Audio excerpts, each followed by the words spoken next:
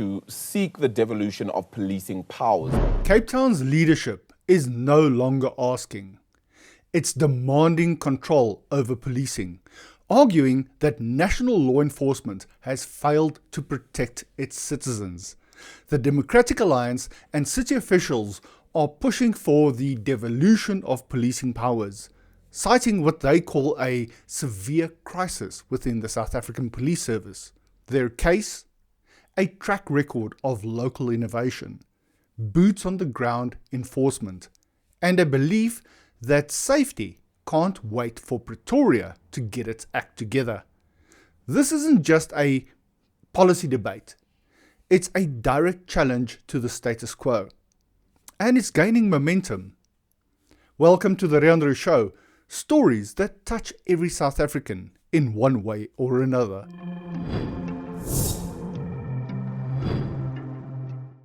The Western Cape remains one of South Africa's deadliest provinces. Despite a national drop in murders, it still leads in killings alongside Gauteng and KZN. Since April 2024, the SAPS has seized over 842 illegal firearms, averaging 40 to 60 per week, with 910 arrests tied to gun violence. Gang shootings in informal settlements have turned policing into a logistical nightmare. Sexual offences are surging. In the fourth quarter of 2024-25, rape and contact sexual crimes rose. Drug-related arrests also spiked. 241 busts in August 2025 alone, including a major dagga haul in Vasantekraal. City officials say their hands are tied. They're enforcing, but without full control. On 19 August 2025, DA MPs Ian Cameron, Nicholas Gottsal and Lisa Schikkerling were ambushed in Philippi during a police SAPS oversight visit. Bricks were hurled through the windows of their vehicle. Cameron suffered broken teeth and facial injuries. Gottsal was left with a fractured skull. 2 teens were arrested, charged with attempted murder and hijacking. It is crimes like this that are fueling the DA's push for devolved policing powers. The message is clear. Cape Town wants control, and it's done waiting. The DA isn't just calling for a reform. It's calling time on a system it says is broken beyond repair. At the heart of its push for devolved policing powers lies a blunt assessment. The South African Police Service is in severe crisis. Not underperforming, not stretched thin, in crisis. Ian Cameron links the dysfunction of the SAPS directly to the need for provincial and municipal control over policing. His argument is simple but explosive. When national law enforcement can't protect communities, local government must step in or risk total collapse of public safety.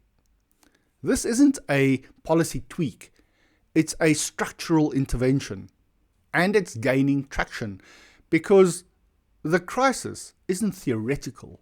It's playing out in blood on Cape Town streets, in broken trust, and in the violent ambush of MPs during oversight visits. The DA is framing devolution not as a political preference, but as a survival strategy.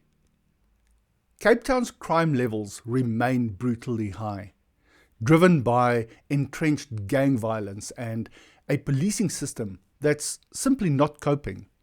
The national structure led by the SAPS is failing to contain the crisis. Proponents of devolution say the problem isn't just operational, it's systemic. The city believes it can do more. It's ready to act, but it's still waiting for the power to do so. Alderman JP Smith says it plainly. The SAPS leans heavily on the city's boots on the ground, but refuses to hand over the powers that would make those boots effective. It's a one-way dependency. Cape Town provides the muscle. The SAPS keeps the control. The result? A policing structure that drains local resources while blocking local authority. The city is ready to lead. The SAPS is the one standing in the way. The DA city officials argue that Cape Town has the capacity, the infrastructure, and the political will to take on real policing power. This isn't a theory. It's backed by operational success, local enforcement wins, and a clear ambition to lead where the SAPS continues to falter. The message is simple. Give Cape Town the authority and it will deliver the safety Pretoria can't. Alderman JP Smith says the city's track record speaks for itself.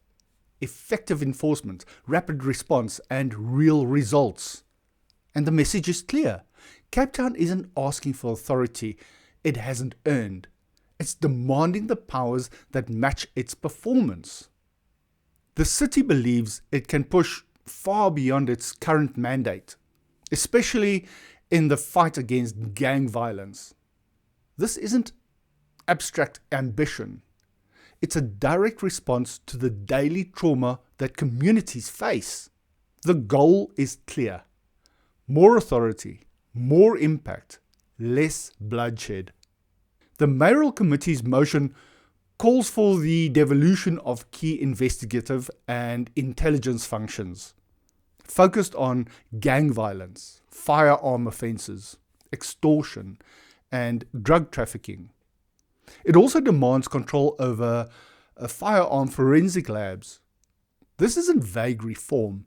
It's a surgical strike on the crime categories tearing communities apart. According to the DA and the City of Cape Town, the devolution of policing powers would bring substantial benefits, leading to a more secure environment for residents. Councillor Mzwaki Nkavashe says it straight. Handing police powers to the Western Cape will sharpen the fight against crime and bring real safety to communities devastated by gang violence. That's the mission, and it's long overdue. By taking control of investigative and intelligence functions for gang violence, firearm offences, extortion, and drug trafficking, the city aims to sharpen its strategy, zero in, act faster, and hit harder. These aren't just crime categories, they're the fault lines of the crisis, and Cape Town's ready to confront them head on. The push for devolution includes a call to expand municipal peace officer powers, not just for Cape Town, but for law enforcement teams across the Western Cape. It's a clear signal. The vision isn't local, it's provincial. The goal is stronger, smarter, and more empowered policing. Everywhere crime hits hardest. The DA and the City of Cape Town see the transfer of policing powers as a direct response to a national system that's failing to protect its people. With proven capacity and a track record of enforcement, the city is positioning itself to lead where the SAPS continues to fall apart. The mandate is clear. Initiate the process, negotiate hard, and if Pretoria stalls, take it to court. This is no longer a request, it's a shift in power. With the Western Cape showing clear capacity to lead on crime, one has to ask, what's driving the ANC's refusal to devolve policing powers? Is it a fear of losing control? Or a projection of its own track record of abuse onto a DA-led government that's actually delivering results? The irony is hard to ignore. The very powers the ANC has misused are the ones it won't hand over to a province demanding accountability and action. Would you support giving the DA more authority to clean up gang-ravaged communities? If you have any thoughts, please feel free to add them to the comment section. Thank you for watching, and if you found any value in this video, please do like, share and subscribe, and I will catch you in the next one.